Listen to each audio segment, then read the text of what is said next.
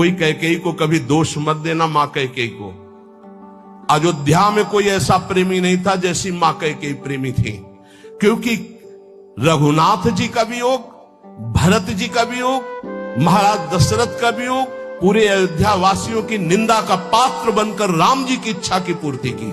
ये माता कैकेयी है, दूसरे में इतनी सामर्थ्य नहीं थी। माता कैकेयी जितना राम जी को प्यार करती थी, शायद है उतना कोई अवध में प्यार करता हो। भगवान श्री राम एकांत में माता कैकेयी से कहा, मां मैंने पूरी अवध में देखा है कि आपसे ज्यादा मुझे कोई प्यार नहीं करता, और ये सामर्थ्य केवल अधिक प्यार करने वाले में ही होती है। तो आप मेरे लिए निंदा सहेंगे, मेरे लिए आप अपमान सहेंगे, मेरे लिए पुत्र वियोग, मेरे लिए पति वियोग, ये केवल आप ही सह सकती हैं। इतना त्याग आप कर सकती हैं, मुझे पता है, क्योंकि आप हृदय से बहुत बहादुर हैं। देवासुर संग्राम में साथ गई थी कैकेयी जी महाराज चक्रवर्ती सम्राट दशरथ के। भगवान राम जी इसीलिए कह रहे हैं कि आपका हृदय वीर रस से भरा हुआ है, आप सह सकती हो मां, बस एक मेरी इच्छा है। तो उन्होंने कहा, हे राम तुम्हारे लिए अभी प्राण त्याग सकती हूं, तुम्हारे लिए सब कुछ त्याग सकती हूं।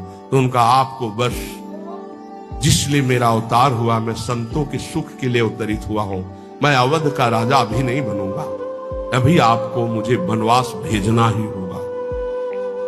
मां कैकेयी ने एकांतिक भगवान की आज्ञा का पालन किया, ये ध्यान रखना। कैकेयी जी का हृदय बहुत रघुनाथ जी के प्रेम में डूबा, ये कोई नहीं जानता।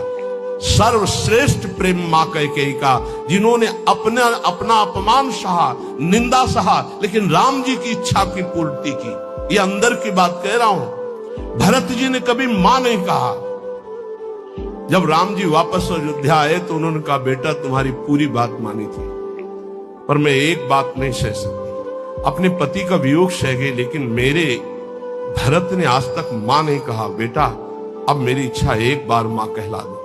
तो राम जी जा रहे थे, भरत जी को सूचना मिली कि राम जी एक कहलाने के लिए आ रहे हैं। उनकी जो दशा हुई वो देखकर भगवान वापस हो गए कि ऐसा नहीं, एक बार भी मान। इतना कष्ट सहा माता कैकेयी ने, लेकिन राम जी की इच्छा का पालन किया। ध्यान रखना।